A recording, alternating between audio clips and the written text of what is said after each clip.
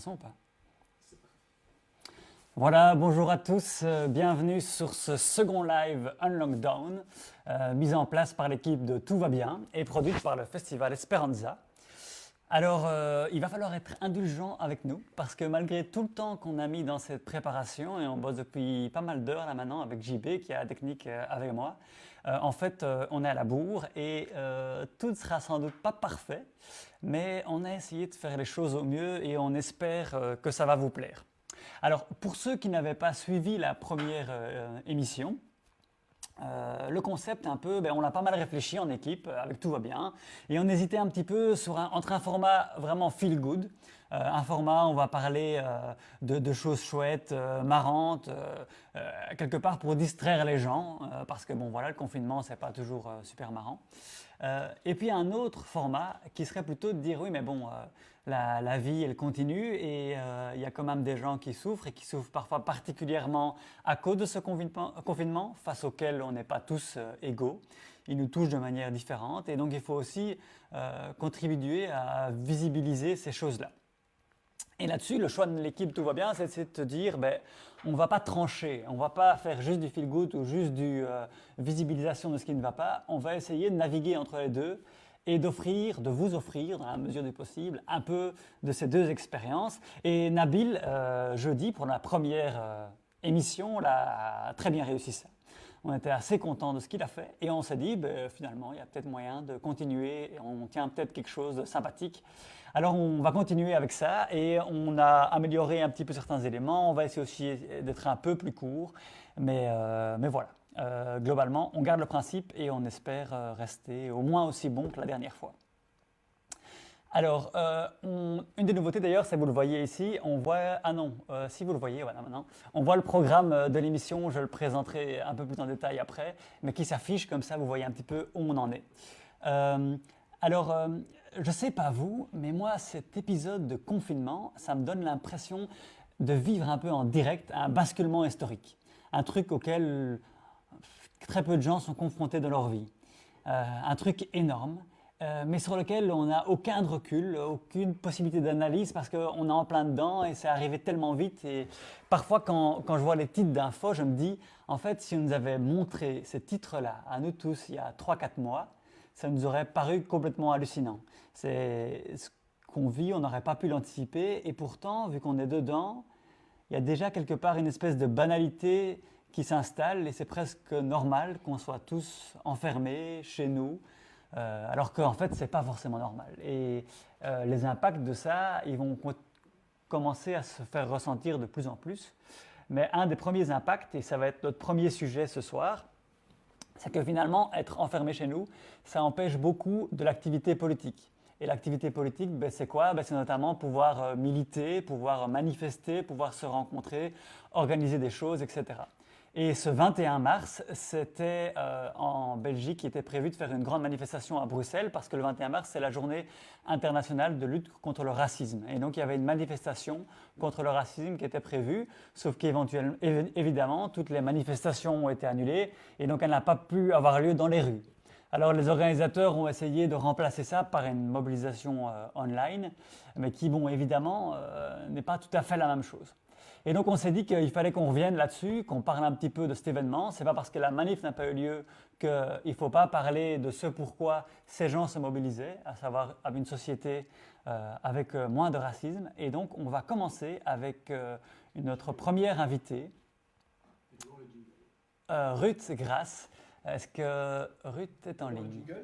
Ah oui, d'abord on a un jingle et on a un peu amélioré par rapport à la fois dernière. Maintenant, il y a de la musique et tout le bazar. Elle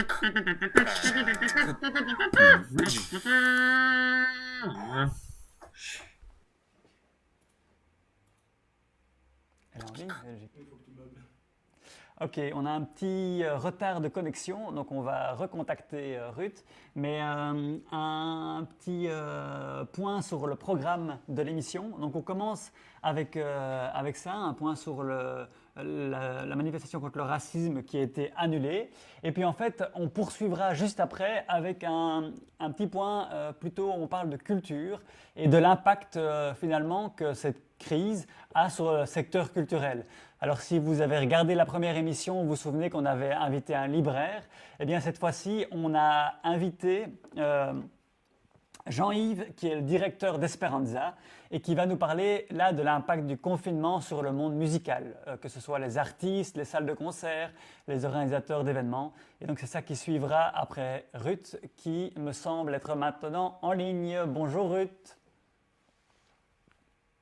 Ah, je ne t'entends pas, mais peut-être que c'est normal.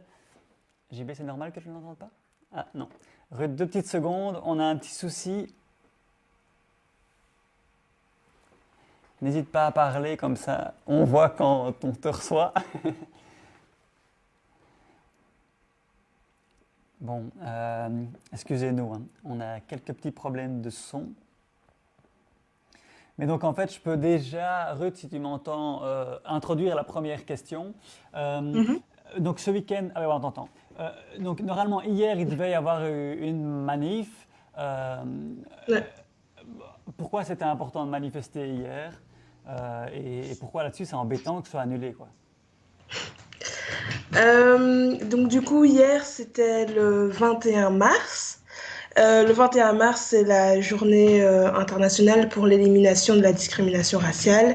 Et du coup, hier, ça reste une journée importante pour justement remettre au devant des questions médiatiques et politiques, les questions de racisme et les questions raciales de manière générale. Et on va dire, c'est embêtant que la marche soit annulée parce que c'est une marche qui a lieu une fois par an, en dehors aussi d'autres événements qui ont lieu au courant du mois de mars, que ce soit sur les questions de violence policière aussi qui étaient prévues, mais sur ces questions-là aussi. Et c'est aussi une date importante, le 21 mars, parce que c'est en fait une journée de commémoration d'un massacre en fait qui a eu lieu en Afrique du Sud dans les années 1960. Et du coup, c'est une date qui reste importante pour justement commémorer cet événement et qui a aussi eu pas mal de remous à cette époque-là dans la communauté internationale et qui a notamment mené aussi, qui dans tout ce contexte d'apartheid, en tout cas en Afrique du Sud, a aussi mené à plein d'indépendances dans différents pays africains à ce moment-là. Donc ça reste une date importante et c'est toujours aussi comme je disais, de remettre au devant de la scène en fait ces questions raciales qui restent totalement à un niveau d'impensé en Belgique ou en Europe de manière générale et de remettre ça, on va dire, au devant de la scène, quoi. Ouais. Et c'est bien ce que tu dis, Ruth, parce que ça va entraîner la deuxième question. Je voulais juste rappeler que toi, tu es une militante, notamment sur les questions de lutte contre le racisme, mais aussi sur d'autres questions. Et c'est à ce titre-là que tu interviens aujourd'hui. Et d'ailleurs, les habitués de Tout va bien t'auront reconnu parce que tu intervenais dans notre reportage réalisé par Bethel et Nabil sur Lutter sans dominer. Alors là-dessus, oui, tu disais, le public racisé est impacté spécifiquement. Et justement, dans ce contexte de lockdown, est-ce qu'il y a un impact spécifique vis-à-vis de ce public-là qui pourrait être analysé ou souligné? Ben, oui, évidemment. Enfin, la première chose, c'est de savoir quand du coup on met en place des mesures de santé publique de manière générale, comme on fait face aujourd'hui, c'est de savoir du coup à qui est-ce qu'on s'adresse. Donc quand l'État s'adresse à la population pour dire on doit prendre des mesures de santé publique, à qui est-ce qu'on s'adresse et comment est-ce qu'on s'adresse à eux. Et du coup, par exemple, euh, définir différentes mesures de confinement, ben, ça implique des répercussions économiques, etc. Mais du coup, pour le public racisé, ça veut dire dans quel contexte est-ce qu'on vit déjà. Donc, si on vit dans un contexte de précarité économique pour la communauté des personnes racisées, on est déjà impacté par le fait de savoir si on a accès à un emploi stable ou précaire. S'il est précaire, est-ce qu'on a accès à une forme de rémunération ou pas pendant ces périodes de confinement? Et comment est-ce que du coup l'État, en voulant pallier à la question de santé publique, peut aussi pallier à ces besoins-là? Et donc de pouvoir avoir aussi des solutions spécifiques à des besoins spécifiques. Mais après, ça se voit aussi dans d'autres choses. Donc, par exemple, je vais prendre l'exemple de différents articles qu'on peut voir aussi dans la presse. C'est par exemple un article qui est sorti aujourd'hui sur la RTBF, il y a quelques heures de là, qui se demandent si comment est-ce qu'on peut faire appliquer les mesures de confinement, par exemple pour les personnes qui auraient une résidence secondaire. C'est totalement, c'est tellement se poser la question en dehors de toute question économique, alors que là, on est clairement face à s'intéresser de savoir si des personnes bourgeoises, a priori en bonne santé, vu qu'elles ne sont pas dans des conditions précaires, donc c'est-à-dire dans des travails de soins, de nettoyage, de contact direct avec un public, donc directement de savoir qui est-ce qui est même mis plus en danger que les autres et comment est-ce que des populations racisées peuvent être beaucoup plus représentées dans ces formes d'emploi, donc que ce soit de soins, comme je disais, et de nettoyage ou d'autres choses. Mais après, ça se répercute aussi dans des questions beaucoup plus basiques de savoir si tout le monde doit se retrouver chez soi, qui a accès à un chez soi.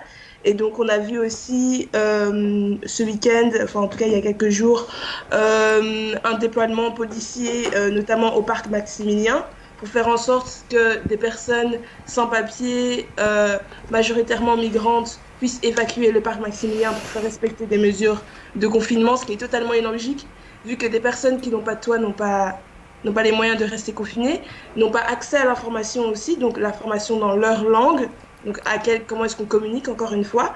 Ok. Et voilà, donc il y a plusieurs choses en tout cas qui peuvent être mises en avant de ce côté-là. Même si maintenant, par exemple, à Bruxelles, on a vu que des bourgmestres ont mis en place réquisitionner des hôtels, en tout cas des lieux pour héberger des personnes sans papier ou en tout cas sans logement. Donc il y a déjà ce genre de choses-là. Et après, évidemment, toutes des mesures complètement, on va dire, paradoxales, justement, quand on parle d'évacuation, par exemple, du parc Maximilien. Il y a typiquement le non-respect de la mesure des 1,5 m de distance. Là où, par exemple, on peut faire tout un article sur savoir comment est-ce qu'on va faire respecter l'interdiction de sortie dans les résidences secondaires. Donc, d'un côté, on ne sait pas comment mettre ça en place, vu qu'on ne peut pas, on va dire, violenter les personnes qui souhaiteraient majoritairement se reloger dans leur résidence secondaire. Mais d'un autre côté, on peut se permettre de violenter des personnes sans papier et d'être intrusif, en tout cas, dans leur espace. Et, euh, et après, toute la question encore des questions policières, là où il y a les amendes. En fait, qui a besoin de sortir, qui a besoin de transgresser ces mesures de confinement. Là encore, on voit que des personnes, si on est encore dans des questions d'emploi et d'accès à l'emploi, comment est-ce que des personnes racisées qui vont du coup naviguer dans l'espace public face à la police peuvent être du coup recevoir des amendes, subir des violences. Et on le remarque aussi en France notamment, là où il y a pas mal de violences policières qui ont été en lieu, même si la majeure partie des personnes respectent les mesures de confinement. On voit que, par exemple, la police va être beaucoup plus sévère dans les banlieues pour faire respecter ces mesures. Mais une fois de plus, il y a une disproportion dans la manière dont on essaie d'une manière protéger la population d'un problème de santé publique et de l'autre côté, réprimer une population qui est toujours vue comme étant transgressive, Ouais, c'est ça. etc., quoi. Un grand merci Ruth. Le temps file et tu as fait une réponse méga exhaustive, ce qui est super bien. Mais donc effectivement, c'était bien cet élément que tu dis que les personnes racisées sont touchées parce qu'en fait ils sont surreprésentés dans certains secteurs. Le secteur du care pour toutes les soignantes, dans le secteur des sans-papiers, dans le secteur des contrôles aux faciès dans la rue par la police. Et voilà. Ouais. Merci beaucoup d'être intervenu en direct Avec sur plaisir. Unlockdown et à très bientôt sûrement. Ouais, à plus. Salut Ruth. Voilà. Merci, vous êtes en direct sur Unlockdown, l'émission live de Tout va bien, financée par Esperanza. Et on va continuer avec un peu de musique. On va appeler maintenant un artiste qui s'appelle Strass et qui fait de la musique électro. Alors, il a normalement une chanson à nous présenter et avant de la présenter, il nous expliquera un petit peu le contexte dans lequel lui se trouve avec ce confinement et comment en fait ça impacte de manière assez forte en fait son activité de musicien et d'artiste. Alors, il devrait être en ligne de seconde à l'autre, mais d'abord, jingle.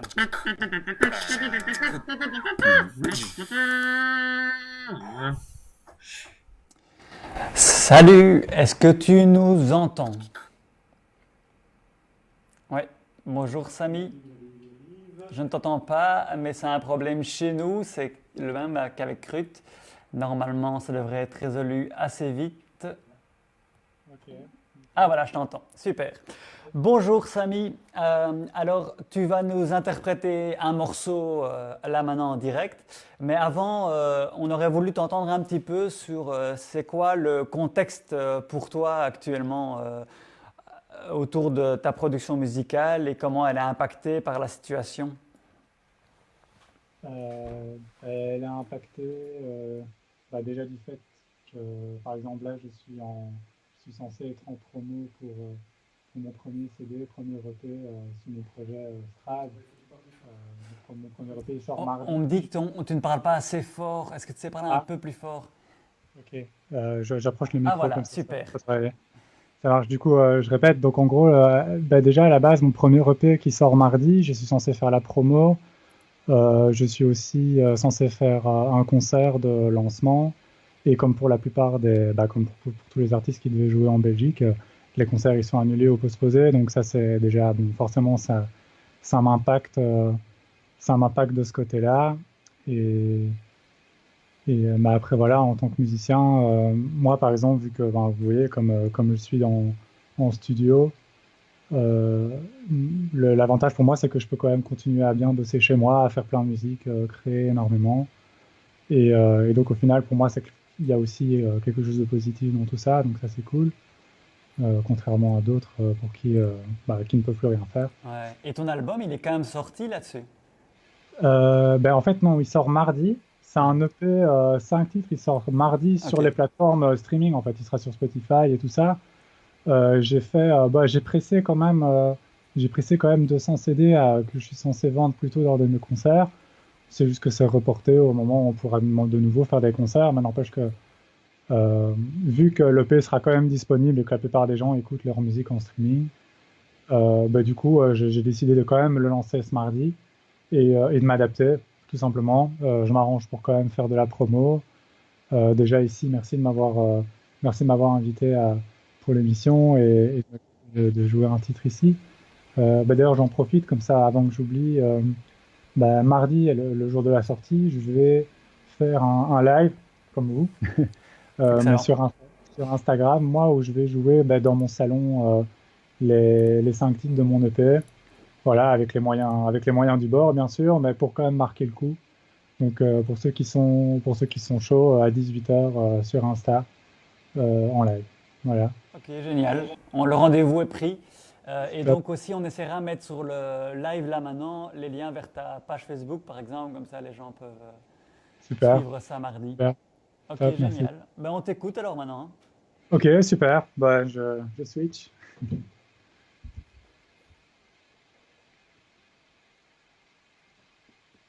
Il doit changer la prise micro et puis après il peut commencer.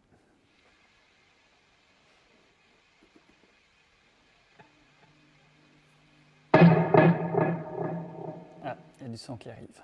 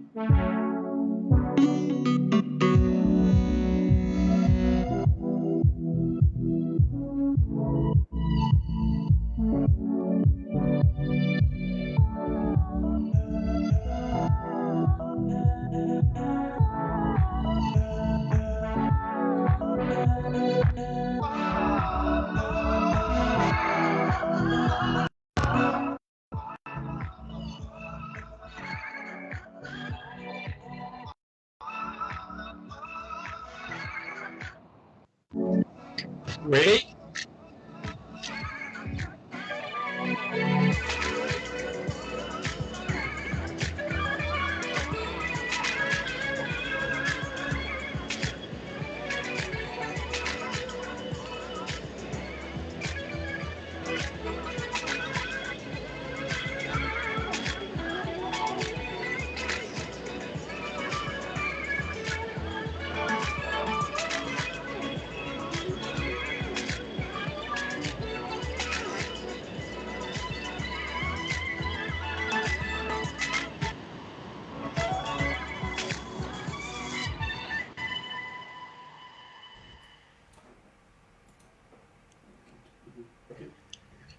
Voilà, un grand merci, parce que là, le son ne nous arrive plus visiblement.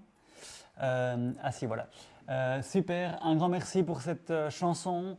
Et donc on retrouve le direct live Facebook mardi pour le lancement de l'album.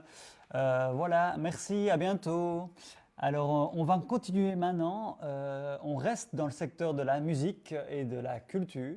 Et on va rencontrer Jean-Yves, le directeur d'Esperanza. Esperanza qui d'ailleurs donc produit cette émission. Alors avant de le voir, on a sûrement un jingle à envoyer.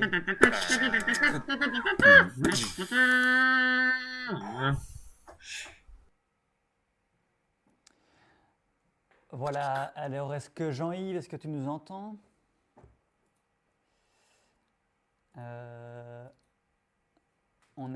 On est connecté à Jean-Yves, on n'a pas l'image. Là, on a un petit souci de connexion, visiblement, avec Floref. Bon, qu'est-ce que tu penses, JB? On espère qu'il va bientôt nous répondre. Ah, c'est parce qu'il ne répond pas, visiblement. L'appel Skype est en cours, mais il ne décroche pas. C'est con parce qu'on était avec lui en direct pendant la chanson et puis on l'a perdu. On réessaye et peut-être que cette fois-ci, ça devrait passer. Désolé de vous faire attendre. Donc en direct sur Unlockdown Live, l'émission spéciale confinement mise en place par Tout va bien. Et comme on vous le disait au début, faire un direct journalistique, c'est un métier et ce n'est pas le nôtre, comme vous pouvez le voir. Alors, est-ce que Jean-Yves répond? Toujours pas. Ben voilà. Je vous le disais, c'est un métier qui n'est pas le nôtre et donc on bricole pas mal. En fait, on est depuis le début de la journée avec JB qui s'occupe de la technique avec moi aujourd'hui. On travaille à préparer cette émission et en fait, on est arrivé à 19h alors qu'on devait être prêt. On n'était toujours pas, c'est pour ça qu'on a commencé en retard. Et donc, on n'a pas su faire tous les tests pour être absolument sûr que ça se passe de manière smooth et sans souci. Voilà, alors on me dit que Jean-Yves est arrivé. Est-ce que tu m'entends? Oui, je t'entends. Ah super, on est ravis de t'avoir en ligne. Alors Jean-Yves, tu es le directeur d'Esperanza qui, comme je le disais, produit d'ailleurs cette émission. Et on voulait t'inviter aujourd'hui pour parler de l'impact spécifique de la situation actuelle sur le milieu musical. Alors, le milieu musical, comme tu me disais en préparation, c'est beaucoup d'acteurs très différents. Quel est, selon toi, le premier acteur qui est le plus affecté par ce qui se passe? On a entendu Strass tout à l'heure, les plus impactés pour le moment, c'est clairement les artistes et les tourneurs, les petites salles aussi, enfin les salles de concert, tout est reporté, tout est à l'arrêt. En fait, non, je ne sais pas s'il y a un corps de métier, je ne sais pas s'il y a un acteur qui est plus impacté qu'un autre. Il y a actuellement tout le milieu, je vais dire, tous les milieux de la musique, les producteurs, les artistes, les organisateurs, les salles de concert, mais aussi tous les techniciens, son et lumière, les régisseurs, tout est à l'arrêt pour le moment. Donc chacun essaye de trouver des moyens que pour continuer à vivre dans l'espace de temps actuel en espérant que ça dure le moins possible et pour pouvoir redémarrer cette activité et continuer à vivre de cette activité. Mais énormément d'acteurs sont impactés pour le moment. C'est ça. Et oui, les salles de concert, elles sont fermées. Donc les concerts qui étaient prévus, ils sont annulés. Qu'est-ce qui va se passer? Ils sont reportés pour le moment ou ils sont juste perdu? Alors pour le moment, en réalité, ça dépend un petit peu des acteurs. Donc pour le moment, les tourneurs, comme on les appelle, ceux qui organisent les tournées des artistes, voire même pour des plus petites salles, les artistes en direct, ils essayent de retrouver des dates essentiellement pour les concerts. Ouais. Donc pour le moment, il y a des concerts qui sont reportés en juin, il y en a d'autres qui sont reportés en septembre, octobre, novembre, voire certains même annulés. Le problème qui risque d'y avoir à un moment donné, c'est qu'il va y avoir un encombrement des reports. Parce que je crois que le plus simple, c'est de comprendre comment ça se passe pour le moment. Si je prends l'exemple de jeunes artistes ou d'artistes émergents, et comme Strass par exemple, qui doit sortir son EP, en général, quand tu sors un EP ou quand tu sors un album, tu accompagnes ça d'un release qu'on appelle un concert de bienvenue, un concert de présentation de l'album devant la presse, etc. Dans un deuxième temps, tu vas jouer dans les festivals de l'été. Ça permet les festivals à une majorité d'artistes de se faire connaître, de diffuser leur musique, de se développer. Et puis par après, il y a tout un projet de développement qui peut aller jusqu'à des concerts qui vont réapparaître dans des plus grandes salles quand tout se passe bien par la suite. Tout ça est décalé dans le temps. Donc ça veut dire qu'il y a actuellement des artistes qui ont travaillé pendant 1 an, 2 ans, et qui avaient tout misé, qui étaient enthousiastes sur l'idée de sortir leur album maintenant, de faire leur premier concert, et tout est décalé. Ce qui se passe aussi maintenant, c'est qu'il y a des artistes qui sont en résidence. Et la résidence est essentielle, c'est là qui prépare la scène et donc qui prépare aussi les festivals de cet été. Et donc tout ça, évidemment, ils ne peuvent plus se rencontrer en résidence et tout, donc ils utilisent des systèmes comme vous et moi pour le moment, mais en tout cas ça décale en tout cas toute la production musicale, tout le développement artistique, et c'est un impact important et il ne faut pas oublier aussi tous les autres corps de métier dont je parlais, les techniciens, son et lumière, même pour le moment, par exemple, notre fournisseur de gobelets réutilisables, tous les métiers sont impactés. Oui, c'est intéressant de voir l'impact en chaîne sur des acteurs différents, quoi. C'est ça. Merci beaucoup Jean-Yves. Il va être 8 heures, donc on va devoir aller écouter le son en rue. Une petite question vite fait quand même pour terminer. Est-ce qu'Esperanza, à ce stade, vous êtes en réflexion sur l'annulation ou pas encore? Vous continuez à travailler en espérant que ça puisse passer? Alors, on n'est pas du tout en réflexion sur l'annulation. On continue, nous, en espérant vraiment que ça puisse s'organiser. Par contre, on a changé vraiment toute notre manière de vivre cette période parce qu'on veut être solidaire, justement, de tous les acteurs de la musique. Donc, on a renoncé à annoncer des groupes comme on le faisait pour le moment parce qu'on trouve que ce n'est pas opportun de le faire pour l'instant. Et on joue la solidarité maximum et la communication aussi pour dire vraiment à tout le monde, restez chez vous. Plus vous restez chez vous, plus on aura des chances que la fête pourra se faire tout cet été. Et donc ça, pour nous, c'est vraiment fondamental d'être solidaire de tout ce qui se vit à l'heure actuelle. Un grand merci Jean-Yves, on va en rester là parce qu'il est 8 heures. J'annonce juste qu'il y a une playlist Spotify Esperanza 2020 et une playlist Spotify spéciale confinement. N'hésitez pas à les chercher, on va essayer de les mettre en commentaire. Salut Jean-Yves. Salut. Alors maintenant, on va aller tout droit parce qu'il va être 20 heures. Et à 20 heures, qu'est-ce qu'il y a? Il y a tout le monde qui sort en rue pour faire du bruit pour le personnel soignant et même en général les personnes qui travaillent en première ligne et qui continuent à être confrontées à cette maladie. C'est le personnel soignant, mais c'est aussi tous ceux qui sont dans le nettoyage, dans le secteur médical, etc. Et ce soir, pour nous filmer sa rue, nous sommes avec Charlotte. Alors, est-ce que Charlotte, tu m'entends? Oui, oui, je t'entends. Et est-ce qu'on Et entend je suis déjà déjà le sur mon bruit? balcon. Génial. Est-ce qu'il y a déjà du bruit ou pas encore? Ouais, et alors il y a des voitures qui commencent à klaxonner. Super. Regarde, par là on entend du bruit. Par là aussi. Ah voilà, là je commence à entendre. Ah mais c'est ta coloc. Mais heureusement qu'elle est là. Parce que le son des autres maisons ne parvient pas forcément. Mais donc en tout cas, dans ton quartier, ça continue à prendre. Là, il y a des gens au balcon là, qui ont même des petits sifflets. Ah oui.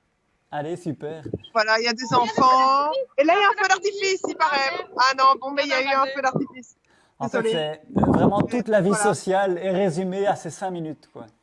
Tout le monde sort. Voilà, il y a des gens qui sifflent. Ah oui, j'entends le sifflet. Et il y a des églises, on entend les églises qui font sonner le gong, enfin sonner les cloches. Voilà. Ouais, ok, super. Merci beaucoup, Un petit mot sur toi. Donc, Charlotte Casier, tu es active dans le collectif du 8 mars et tu habites où pour qu'on sache un petit peu ce qu'on voit là Moi, maintenant? j'habite à Scarbeck, à la frontière avec Saint-Josse. Ok, merci Voilà. beaucoup, Charlotte, d'avoir filmé ta rue pour ce 8 heures. Avec Salut. plaisir. Ouais. Alors voilà, on va continuer. Normalement, le 20h devait arriver en clôture de l'émission, mais vu qu'on a commencé en retard, ça s'est glissé en plein milieu. Et on passe maintenant aux séquences Feel Good. Jingle, JB.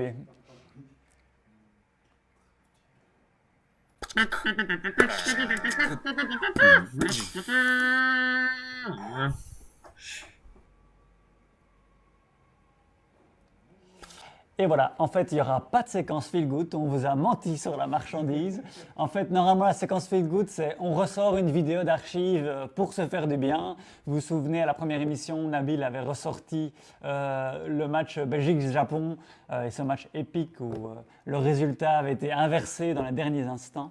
Mais là, vu qu'on était à la bourre, on n'a pas eu le temps de préparer la vidéo, et donc on ne sait pas le faire. Et on passe au sujet suivant, jingle JB. Si tu l'as apporté.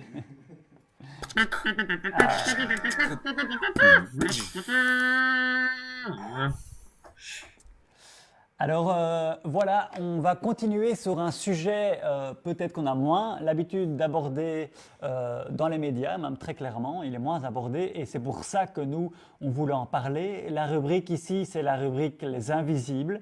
Et quelque part, le but, c'est de parler de ceux qui sont affectés par ce confinement, mais auxquels on ne pense pas en premier. Et pourtant, les conséquences sur leur activité peuvent parfois être fortement impactées. Alors ici, on voulait interviewer un ou une travailleuse du sexe. Et c'est ça qu'on va faire. On avait d'abord une première personne qu'on devait interroger et qui avait comme nom de code Émilie. Donc c'est ça qui va s'inscrire à l'écran. Pour finir, ce n'est pas Émilie que nous allons recevoir, mais c'est quelqu'un d'autre. Donc excusez cette erreur d'écriture. Alors nous sommes normalement avec Alex. Alors Alex, est-ce que tu m'entends? Oui, je t'entends. Super. Alors, pour expliquer un petit peu à ceux qui nous regardent, il n'y a pas un problème de caméra. C'est juste que Alex ne voulait pas qu'on voit son visage parce qu'elle maintient son activité professionnelle dans un certain secret vis-à-vis de ses proches. Et donc, on a voulu évidemment respecter cette volonté. Et donc, c'est pour ça qu'on ne verra pas son visage. Alors, est-ce que je pourrais te demander, Alex, de te présenter un peu? Oui, donc en fait, moi je suis TDS à Bruxelles depuis. Dans un certain secret. Ah oui, il faut que tu coupes le live Facebook. Ah oui, oui, ok. Parce qu'il y a un écho. Désolé, hein, au niveau, enfin, c'est parce que j'avais coupé, mais au niveau du live, tu On est en continues à retard. parler. Oui, Ok, c'est pour ça. ok. Désolé. Y a pas de souci. Donc, je suis TDS à Bruxelles depuis plus ou moins un an. Je t'interromps 2 secondes parce que pour les gens qui ne sont pas habitués, TDS, c'est travailleur ou travailleuse du sexe. Tout à fait, oui. Pardon, c'est une habitude. Oui, que je j'ai, comprends, je comprends. Donc voilà, je ne sais pas si. Oui, si non, pardon, je- je croyais que tu n'avais pas fini. Mais donc, tu exerces depuis combien de temps? Plus ou moins un an. Ok, c'est ça. Et toi, tes revenus dépendent de ça quasi exclusivement à l'heure actuelle? Oui, tout à fait. En fait, c'est principalement pour pouvoir survivre ou vivre en fait que je fais du TDS. Et en fait, comme là, en fait, moi, je suis très certainement, enfin, j'ai très certainement le coronavirus par rapport à mes symptômes. J'ai déjà contacté mon médecin et tout. Du coup, je suis vraiment confinée strict à la maison. Et en fait, du coup, je peux plus travailler physiquement. Et donc, du coup, ça impacte directement mes revenus et comment je peux vivre ou plutôt survivre financièrement parlant, je vais dire. C'est ça. La question qu'on se posait, c'est est-ce que dans les circonstances actuelles, les TDS continuent à travailler? Alors, ça dépend encore une fois de euh, qui peut se permettre ou pas de continuer à travailler, que ce soit financièrement ou physiquement. Euh, comment Bah moi j'ai un toit. Si jamais je travaille pas, entre guillemets, ça va être difficile pour payer le loyer, mais je peux quand même toujours payer le loyer. Mais enfin voilà, le restant, ça va être difficile pour me nourrir, etc. Par exemple, Mhm. durant tout le mois. Et surtout, bah, en fait, on peut soit continuer à travailler en ligne ou j'ai des collègues qui continuent à travailler parce qu'en fait, elles n'ont pas le choix. Elles ont une famille à nourrir, un enfant en bas âge ou même pour elles-mêmes, elles doivent payer les factures et se nourrir, quoi. Mhm. Donc, c'est un peu compliqué. Et tu Enfin, disais aussi que dans les TDS sans papier, par exemple, où c'est extrêmement compliqué de perdre toute source de revenus, quoi. Ah ouais, ouais, tout à fait. Bah, c'est direct. Enfin, si on n'a plus de revenus, on n'a plus de revenus. On ne sait pas s'alimenter, on peut pas subvenir aux besoins de santé. Bah, là, en l'occurrence, par rapport au coronavirus, de soi-même ou de ses proches. Enfin voilà quoi. Mais Enfin, là-dessus, oui, c'est ça. Est-ce que c'est possible de continuer le boulot d'une manière ou d'une autre sans mettre sa santé en danger? ben, moi, j'ai beaucoup de collègues qui prennent des risques en continuant à travailler physiquement, mais parce qu'elles n'ont pas le choix. Après, il y a énormément de collègues qui migrent sur les réseaux sociaux. Et enfin voilà, si je peux me permettre, payer votre porno, quoi. C'est ce qui nous permet de vivre en ce moment. Le porno, mais pas que, genre les photos. Euh, Enfin, la vente de photos, c'est aussi une manière de contenu pornographique qui vous permet d'avoir de l'argent et donc du coup de continuer à vivre dans cette période extrêmement difficile et extrêmement précarisante. Il y a aussi des pots communs de soutien qui passent sur les réseaux sociaux pour soutenir les TDS les plus précaires. Je pense aux pots communs, mais il y a aussi via Litchi Mhm. que je peux peut-être vous envoyer le lien pour que vous le passiez Ouais, dans, n'hésite pas. Ouais. dans le. On Enfin peut voilà. l'écrire dans le live et comme ça, les gens qui veulent contribuer ont un lien pour le faire.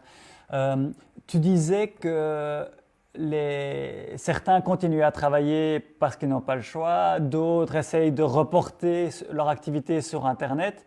Ce que je me posais comme question, c'est que pour ceux qui veulent continuer à travailler malgré tout, est-ce qu'il y a encore des clients qui sont demandeurs malgré les circonstances actuelles de confinement?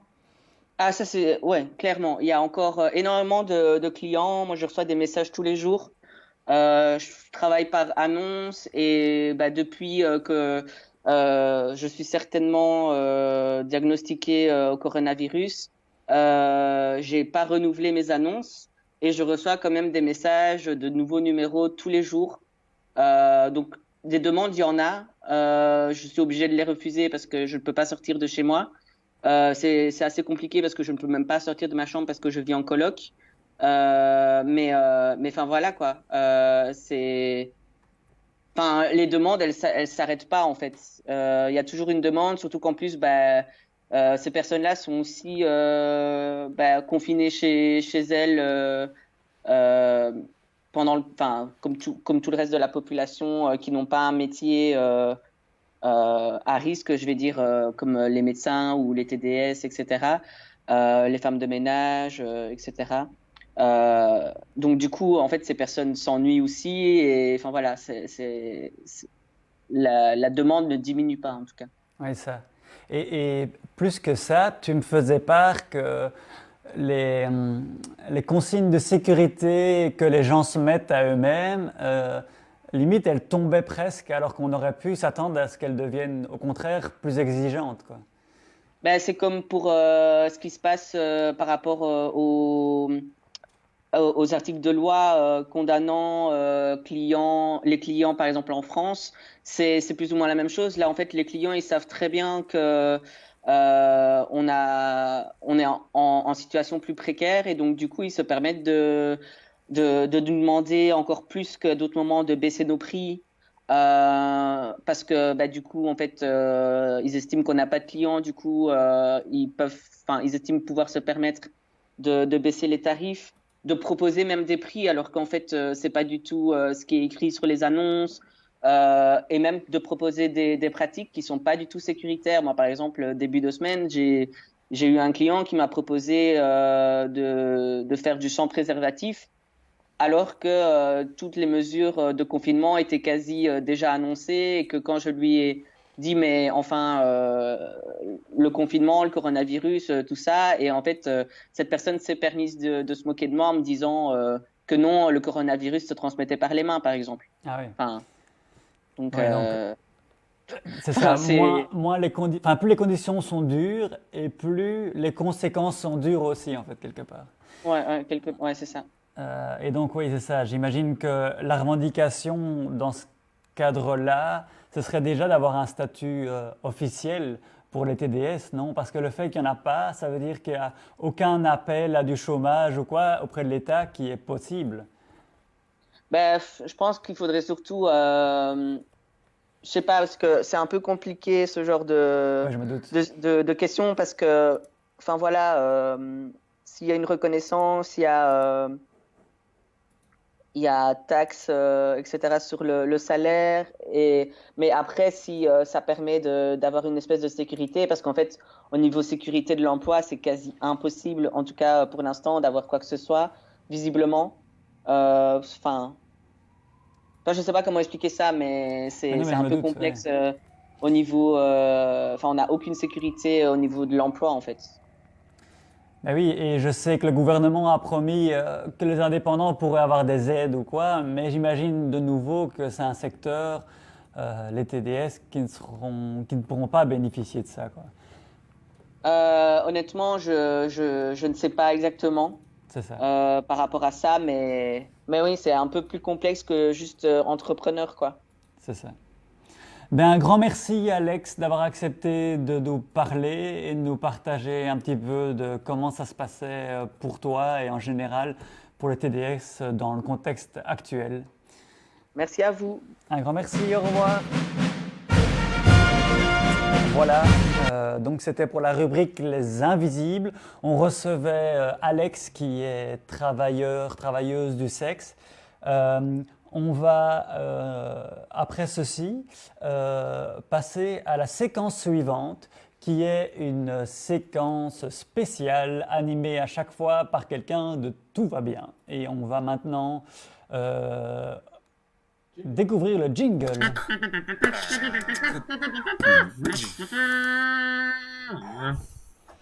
Voilà les magnifiques jingles. Alors on va maintenant essayer de joindre Najat. Najat qui fait partie de l'équipe de rédaction de Tout va bien et qui est très talentueuse et qui ce soir voulait faire une petite chronique. Et son sujet de chronique ce soir, ça va être de nous parler sur la question des fausses informations, des rumeurs qui circulent. Alors elles circulaient déjà bien évidemment avant la situation actuelle, mais la situation actuelle autour du coronavirus a rendu la propagation de certains bruits non seulement parfois plus rapide, mais surtout aussi parfois plus problématique. Parce que quand on vous dit que voilà, telle méthode va vous protéger contre le coronavirus alors qu'en fait il n'en est rien, vous risquez d'adopter des gestes ou des attitudes qui en fait peuvent être problématiques. Alors, est-ce que Najat, tu es là? Je suis là. Ah, Est-ce que vous super. m'entendez? Et on t'entend super bien. Alors, il y a un petit changement. J'étais sur mon PC depuis tout à l'heure, mais le Skype a sonné sur mon téléphone. Ah merde. Donc, Et donc, sur c'est ton pas téléphone, grave. là. On improvise. C'est pas grave. Mais là-dessus, c'est vrai que ça bouge, hein. N'hésite Oui, donc pas désolée, à, je n'ai pas prévu comme ça. Mais à te mettre si un vous peu m'entendez, plus sur ta gauche. Parce que vu qu'on coupe l'image pour faire un carré et que tu n'es pas au centre, on te voit qu'à moitié. comme ça. Enfin, c'est pas grave, on va se débrouiller. JB m'a dit qu'il allait découper différemment. On va se sortir. Mais donc, Najat, tu voulais nous parler de ces nouvelles, parfois fausses ou imprécises ou erronées, qui circulent, dont certaines fonctionnent très bien, un peu trop bien d'ailleurs. Tu as des exemples? Oui, bah écoute, il y en a plein, mais du coup, j'ai fait un top 3 pour me limiter. Génial. Parce que voilà, il y a de nombreuses fake news qui circulent en ce moment. Elles ne sont pas confinées, elles sont bien sorties. Et la première, enfin le numéro 3, je commence par le numéro 3, c'est l'autodiagnostic. Alors, moi j'avais reçu ce message, c'est vous devez respirer profondément, retenir votre souffle pendant plus de 10 secondes. Et si vous parvenez ensuite à expirer sans tousser et sans ressentir un inconfort ou une fatigue ou une raideur dans la nuque, eh bien, ça prouve que vous n'avez pas le coronavirus, ni une fibrose pulmonaire, c'est-à-dire une lésion pulmonaire. Alors, explication, c'est que si vous faites ça et que vous ressentez une douleur, c'est peut-être un symptôme d'une lésion pulmonaire due à une pneumonie, etc. Mais ce n'est pas du tout un symptôme du coronavirus, en fait. Donc, ça n'a rien à voir. Donc, voilà, ça c'est pour l'autodiagnostic. Boire du thé chaud pour tuer les virus, ça ne marche pas. Non plus, on a vu cette nouvelle tournée aussi, même dans certains médias. Donc, le thé chaud, le thé brûlant même, ne tue pas le virus. Alors, c'est venu du fait que le virus, justement, ne survit pas à plus de 65 degrés ou 56 degrés, pardon, c'est 65, voilà. Mais ça n'a rien à voir avec le fait de boire une boisson chaude qui ne fait que en fait, te brûler la langue et le reste, en fait. Donc, c'est faux. Ok. Et c'est quoi les autres alors Alors, numéro 2, c'est les scènes de bagarre. Donc, il y en a évidemment, vu qu'on est en pleine crise, on a vu les rayons des magasins se vider et parfois, il y a certaines personnes qui se sont effectivement bagarrées pour les rouleaux de papier toilette ou les pâtes, etc. Mais donc, il y en a certains qui en profitent pour glisser des petites vidéos de bagarre qui ont un peu un air de fin du monde comme ça. Mais il y en a une qui avait circulé, donc ça se passait en France, où on voit deux bandes en fait se bagarrer, mais on ne sait même pas pourquoi. Et ça se passe au Lidl. Et en fait, l'AFP Factuel, donc qui vérifie les news, a contacté le responsable du magasin. Et en fait, il y a bien eu une bagarre dans ce magasin, mais ça date de mai 2019. Donc ça n'avait rien à voir. C'était juste deux bandes rivales en fait qui se bagarraient, mais ça n'avait rien à voir avec... Sur les réseaux sociaux, il était marqué qu'ils se bagarraient pour du PQ, quoi. En fait, c'était un peu regarder où la crise nous mène. Et donc, il y avait cette bagarre, mais en fait, ça date pas en tout cas de ces dernières semaines. Ça date de l'année passée. C'est ça. Et alors, ton numéro 1, on est impatient, là. Mais du coup, je voulais vous montrer sur mon téléphone la tête du héros, en fait. Mais voilà, bon, j'utilise mon téléphone pour te parler. C'est un certain Cat Antonio, donc, qui est devenu célèbre un peu malgré lui, grâce ou à cause d'une vidéo complotiste. Donc, c'est ce gars, en fait, qui explique pendant plus de 20 minutes que le coronavirus est un virus qui a été créé par l'Institut Pasteur, en fait. Donc, et pour ça, il s'appuie sur un brevet qui a été déposé par l'Institut Pasteur il y a plus de 15 ans.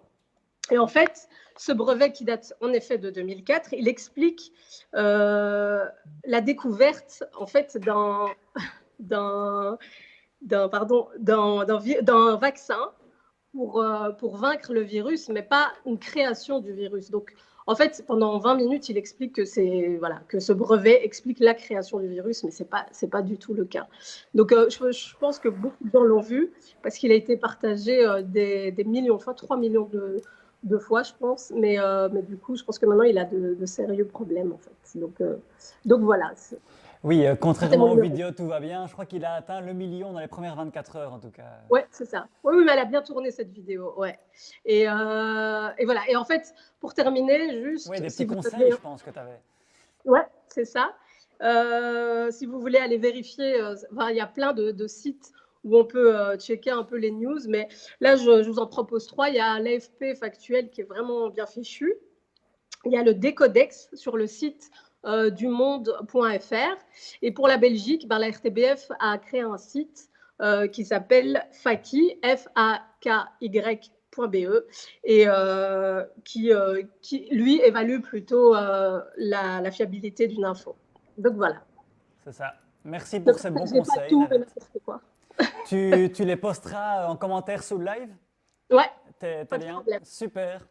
Ça Un roule. grand merci et on se dit à bientôt sûrement. À la prochaine émission, à mon avis, Najat est du genre à encore intervenir. Alors, on va continuer et avant de passer à la rubrique suivante, il y a un petit texte avec quelques membres de l'équipe Tout va bien. On s'est dit qu'on avait envie de vous le lire et de vous le partager. Alors, c'est un texte qui a été écrit par une avocate et un médecin traitant d'une personne qui est décédée du coronavirus. Et voilà, je vous lis ce texte parce qu'il nous semblait important de le répercuter, c'est très court. Madame Ngatare est morte. Nous disons son nom malgré le secret professionnel pour qu'elle ne disparaisse pas. Victime anonyme de la pandémie. Victime anonyme, mais victime annoncée par sa précarité. Elle venait d'obtenir ses papiers après une lutte acharnée de 13 ans, 19 procédures. 13 années de survie, d'interruption de traitement parce que, à défaut d'attestation de mutuelle, le médicament ne pouvait pas être délivré autrement qu'au prix plein, soit à 625 € de la boîte. Avec des errances, elle se logeait dans des lieux parfois vraiment immondes, des années aussi de maltraitance politique. Et il y a un mois, elle est venue nous montrer sa carte donc de résident, en dansant. Et puis le 13 mars, se voyant encore transporter sa maison dans un sac, elle a dit « Vous imaginez être au CPAS et noir, impossible de trouver un logement. » Alors elle continuait de se traîner d'une connaissance à l'autre, candidate idéale pour une contamination au coronavirus.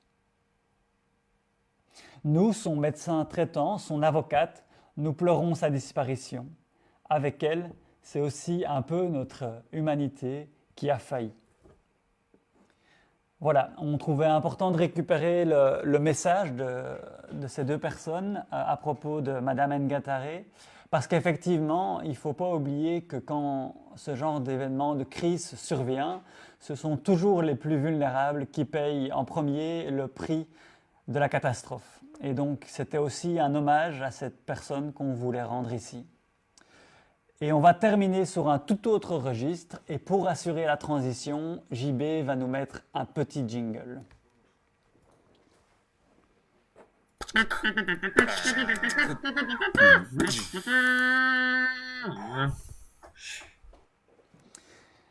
Alors, on termine sur une note totalement différente. Ça va être difficile de switcher, mais on va le faire ensemble.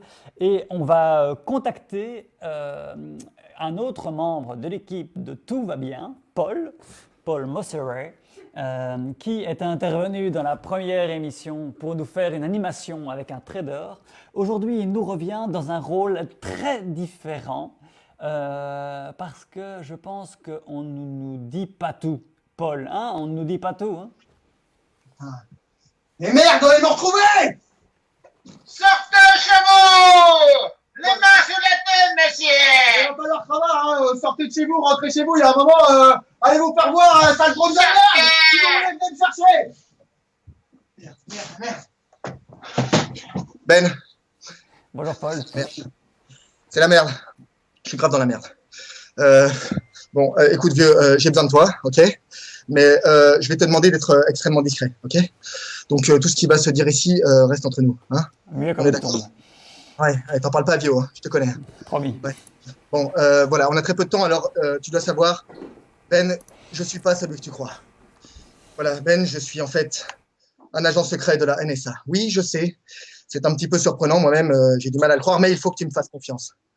Tu te souviens, il y a de ça quelques années, j'ai prétexté un voyage d'échange au Mexique. Ah, je me souviens ça. C'était faux, mon vieux. J'ai jamais mis un pied là-bas et je déteste les tacos. Non, En réalité, j'étais un agent de liaison pour le compte des États-Unis à Hong Kong.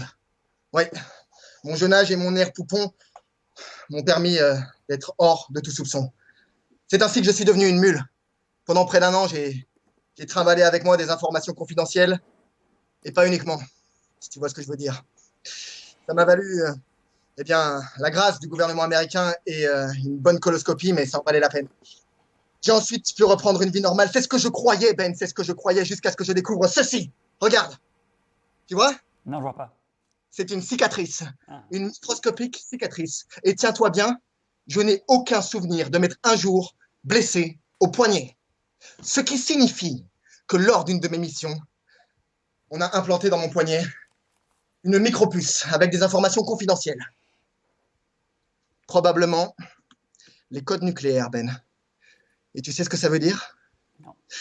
Ça veut dire que ce coronavirus est une attaque bactériologique lancée par les Chinois pour confiner, inventorier et répertorier toute la population mondiale dans le seul but de me retrouver, Ben, de me retrouver. Alors aujourd'hui, ils ont infiltré le gouvernement américain et ils ont lancé les drones à mes trousses pour passer à l'action. Ils risquent de me capturer, de me torturer, de me jeter en pâture aux cochons et je n'ai aucune envie de finir en jambonneau, Ben.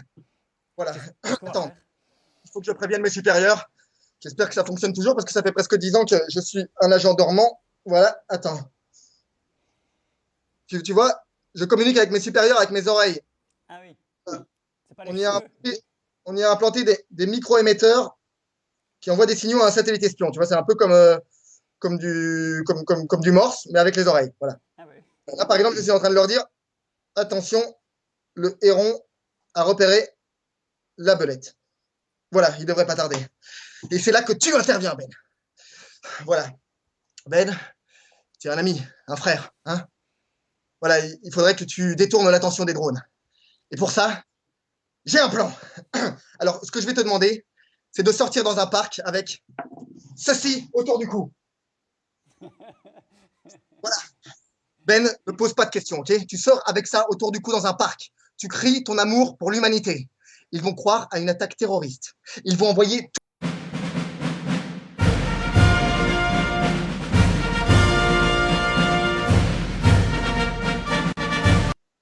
Ben, tu m'entends parce que là, on est à un endroit. C'est sûrement Ouais, Internet, j'aimerais que tu mets à fond, hein, d'accord? Donc là, tu te promènes dans le parc avec ça autour du cou, hein? Tu cours, les drones te poursuivent.